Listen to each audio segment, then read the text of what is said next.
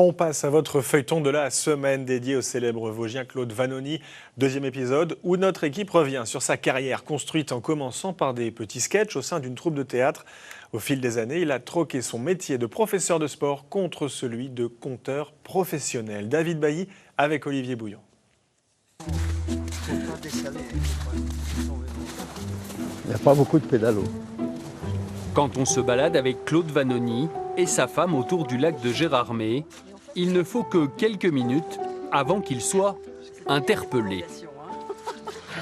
Il diffuse sa joie de vivre. Et ça, c'est quelque chose, surtout actuellement. Hein. On en a besoin. Oui, On en a besoin. Très vite, après les compliments, c'est les souvenirs qui reviennent. Car dans une ancienne vie, Claude était moniteur de sport. J'étais maître nageur à l'Union nautique, ça s'appelait. J'étais moniteur de voile de l'autre côté, à Jeunesse et Sport, quand je travaillais. Et j'étais plongeur avec les pompiers. Donc j'étais en dessous, dessus, un peu au bord.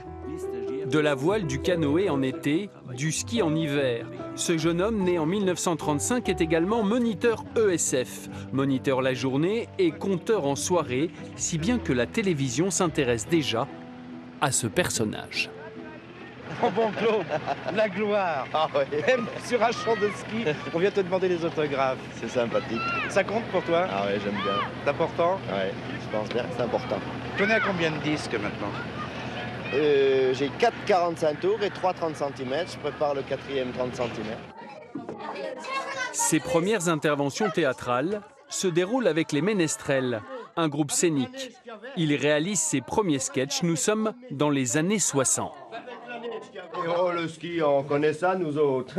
On en a fait du ski. C'est pas comme le ski d'aujourd'hui, avec leur truc là, avec des skis à platière mastic. Avec... Au début, avec les Ménestrels, j'étais bien avec les Ménestrels. Puis finalement, les gens qui venaient au spectacle, ils me disaient, tu pourrais pas venir, mais pas les Ménestrels, on était 30, hein, pas les Ménestrels avec toi, tu pourrais pas venir tout seul. Ben oui, je marie ma fille sur ben. Donc je mangeais avec eux. Au dessert, je montais debout sur la chaise et c'était parti à faire 2, 3 histoires. Et puis, combien compte doit? Sinon, il m'a donné à manger. On a bien passé un moment, c'est bien. Il tire, le coup part pas.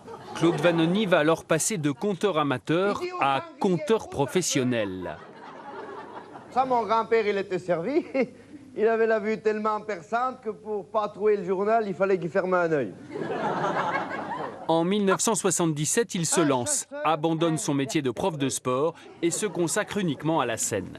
Donc je suis parti, je n'ai pas trop aimé. Et puis avec l'inquiétude de vivre financièrement suffisamment, d'avoir suffisamment d'argent. J'avais encore des enfants à l'école. Et puis comme tout le monde, des frais, une maison à payer, rembourser des emprunts. Tout. Et puis mes producteurs de disques m'ont dit, mais je pense qu'il n'y aura pas de problème. Ils avaient bien vu, habitués au métier, ils avaient bien vu, effectivement, il n'y a pas eu de problème. Le pari est réussi. Vanoni s'est fait un nom dans les Vosges, en Lorraine, puis il grandit dans la France entière. Dès 1988, un disque d'or salue son travail. Claude Vanoni prépare alors une nouvelle surprise. Ce sera l'Olympia.